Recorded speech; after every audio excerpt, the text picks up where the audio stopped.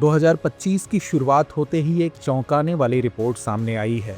Australia के Loewi institute की एक रिसर्च के अनुसार इस साल 75 विकासशील देश चीन को रिकॉर्ड 22 अरब डॉलर का कर्ज चुकाने जा रहे हैं।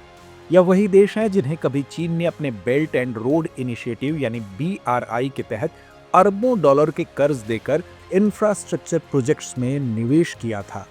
अब वही चीन कर्जदाता से कर्ज वसूल करता बन चुका है और इन गरीब और असुरक्षित देशों से अपना पैसा वसूलने की तैयारी में है। BRI की शुरुआत 2013 में चीनी राष्ट्रपति शी जिनपिंग ने की थी। इस परियोजना का उद्देश्य था एशिया, अफ्रीका और यूरोप को एक व्यापारिक और आर्थिक नेटवर्क के माध्यम से जोड़ना। सड़कें, बंदरगाह, रेल मार्ग, औद्योगिक पार्क, इन सब के नाम पर चीन ने अरबों डॉलर कर्ज बांटे। शुरुआत में यह योजना विकासशील देशों को सुनहरे भविष्य का सपना लगती थी, लेकिन समय बीतने के साथ यह साफ होने लगा कि BRI की असलियत सिर्फ कनेक्टिविटी नहीं बल्कि रणनीतिक विस्तार है। भारत के लिए यह स्थिति खासतौर पर चिंता का विषय है। जिन देशों पर चीन की पकड़ सबसे ज्यादा है, जैसे पाकिस्तान, म्यांमार, नेपाल, बांग्लादेश, श्रीलंका, वे सभी भारत की भौगोलिक सीमा से लगे हुए हैं। चीन का यह कर्ज जाल केवल आर्थिक नहीं बल्कि रणनीतिक है। यह भारत को दक्षिण एशिया में घेरने की एक सोची समझी कूटनीतिक चाल है। सबसे बड़ा उदाहरण है पाकिस्तान, जिसे चीन ने करीब 29 अरब डॉलर का कर्ज दे रखा है। वर्ल्ड बैंक की रिपोर्ट बताती है कि पाकिस्तान पर चीन का कर्ज अब 22% से अधिक है, जो किसी भी एकल ऋणदाता से सबसे ज्यादा है। पाकिस्तान में चल रहा चीन पाकिस्तान आर्थिक गलियारा यानी CPEC इसका मुख्य उदाहरण है। 60 अरब डॉलर की इस परियोजना के तहत चीन ने पाकिस्तान में बंदरगाहों, सड़कों और ऊर्जा संयंत्रों में भारी निवेश किया है। लेकिन अब पाकिस्तान की अर्थव्यवस्था डगमगा रही है और उसे बार बार चीन से कर्ज रोलओवर की गुहार लगानी पड़ रही है।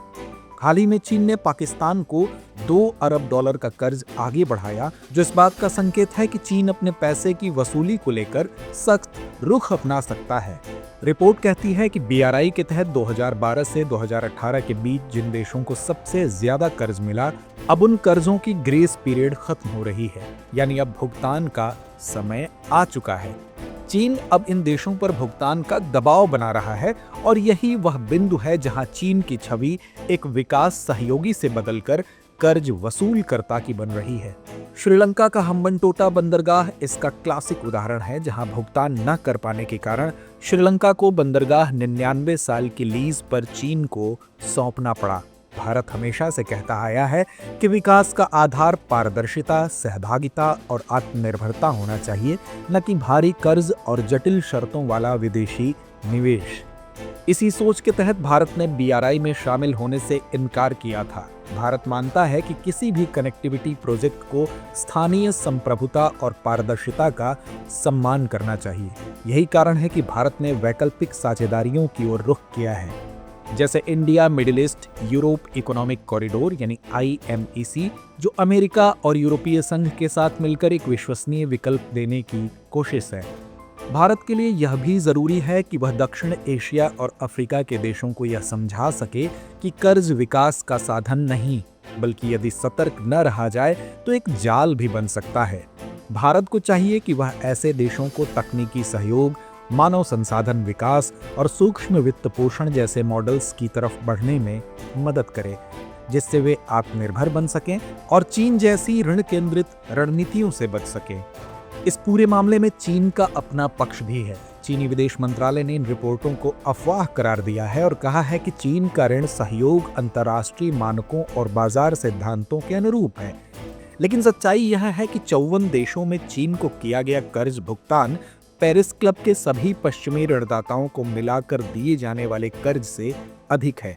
यानी चीन अब सबसे बड़ा द्विपक्षीय कर्जदाता बन चुका है, और जब कर्जदाता बड़ा होता है तो प्रभाव भी बड़ा होता है।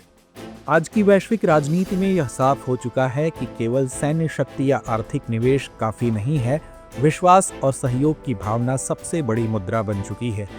चीन का कर्ज जाल उसे जरूर ताकतवर बनाता है, लेकिन इसके असर से प्रभावित देशों की अस्थिरता चीन के लिए भी एक दीर्घकालिक जोखिम बन सकती है। भारत के लिए यह समय है अपनी रणनीति को और मजबूत बनाने का, न केवल अपने पड़ोसियों के साथ बल्कि वैश्विक दक्षिण के देशों के साथ। यह एक ऐसा अवसर है जब भारत एक भरोसेमंद और जिम्मेदार शक्ति के रूप में उभर सकता है, जो सहयोग करे, शोषण नहीं। तो व्यूअर्स, चर्चा को यहीं विराम देते हैं और नोट करते हैं आज का सवाल।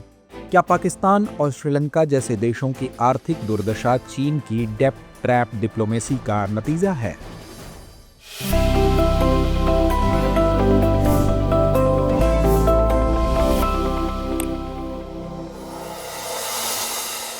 डियर व्यूअर्स, अपने एग्जाम की तैयारी को और बेहतर करने के लिए हमारे चैनल को लाइक, शेयर और सब्सक्राइब करना न भूलें।